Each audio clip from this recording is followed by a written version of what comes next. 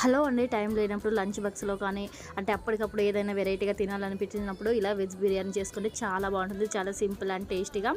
దీనికోసం అయితే చూపించినవన్నీ కట్ చేసుకోండి. ముందుగా స్టవ్ వెలిగించి ఒక మందపాటి గంజి పెట్టుకొని కొద్దిగా ఆయిల్ అలాగే నెయ్యి వేసుకొని హోల్ బిర్యానీ మసాలా మొత్తం వేసుకోండి. అది కొద్దిగా ఫ్రై అయిన తర్వాత దీంట్లోనే పచ్చిమిర్చి ఆనియన్స్ కూడా వేసుకొని ఫ్రై చేసుకొని దీంట్లోనే కొద్దిగా అల్లం వెల్లుల్లి పేస్ట్ కూడా వేసుకొని పచ్చివాసన పోయేంత వరకు వేయించుకోండి. ఇక్కడ మాత్రం రైస్ మాత్రం నేను ఒక హాఫ్ అన్ అవర్ పాటు నానబెట్టుకున్నాను.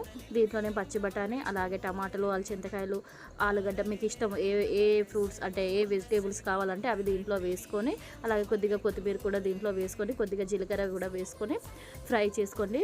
ఇలా ఫ్రై చేసుకొని సరిపడా సాల్ట్ వేసుకొని వాటర్ పోసుకున్న తర్వాత అది కాస్త మగ్గిన తర్వాత దీంట్లోనే ఒక పొంగు వచ్చిన తర్వాత మనం నానబెట్టుకున్న రైస్ వేసుకొని కొద్దిగా గరం మసాలా వేసుకొని దింపేసుకున్నారంటే ఎంత సింపుల్ అండ్ టేస్టీగా ఉండే veg biryani rice ready. Full video link ఇస్తే చూడండి. Thank you for watching.